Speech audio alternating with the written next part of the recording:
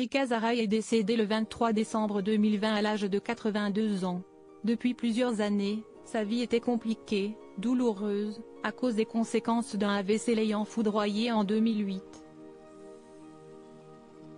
Née le 19 février 1938 à Jérusalem, Rika Zaraï, Rika Gozman de son vrai nom, aurait fêté ses 86 ans en 2024. Malheureusement, la chanteuse nous a quittés bien plus tôt que prévu.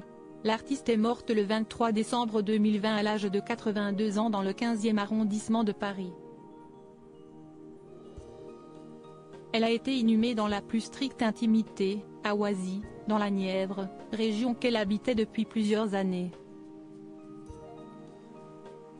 Ses sourires et sa bonne humeur n'étaient parfois qu'une façade. Les dernières années de Rika Zaraï ont été douloureuses à cause d'un ACV, un accident vasculaire cérébral qui l'a considérablement diminué, survenu le 3 juin 2008. C'était une journée sans souci, racontait-elle au journal Le Parisien. Je venais de manger un yaourt dans la cuisine, je voulais rejoindre mon mari, Jean-Pierre Magnier, note de la rédaction. Dans le salon, ma main n'a pas pu éteindre la lumière et je suis tombée. Paralysée par un AVC à 3 étages, le plus déformant. 5 ans après avoir été victime de ces AVC, Rika Zaraï continuait à souffrir. Je pensais être arrivée au summum de mes souffrances lorsque j'ai eu mon accident de voiture il y a 25 ans, avec 3 traumatismes crâniens, le corps brisé, mais ce n'était rien à côté de ça. Avouait-elle. Se sentant affaiblie, plus à la hauteur, elle avait fini par se couper du monde, excepté pour quelques coups de fils avec Laurent Baffy et Annie Cordy qui n'ont jamais cessé de prendre de ses nouvelles. Son mari Jean-Pierre Magnier continuait toutefois à s'occuper d'elle. Son amie vétérinaire, Lucille, s'était même installée chez elle pour lui réapprendre à vivre. Je ne savais plus qui j'étais.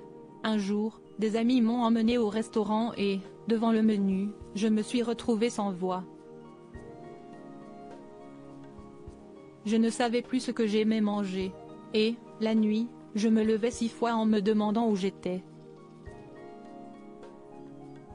Rika Zaraï avait été paralysée du côté gauche à la suite de ses AVC. Elle n'avait pu reparler que 2 semaines après l'accident. Invitée sur le plateau de l'émission Vivement Dimanche par Michel Drucker, en décembre 2019, elle assurait être comme une lionne, « Je ne lâche jamais ma proie, si est-il à dire la vie », assurait-elle. Un an plus tard, hélas, la France devait lui dire adieu.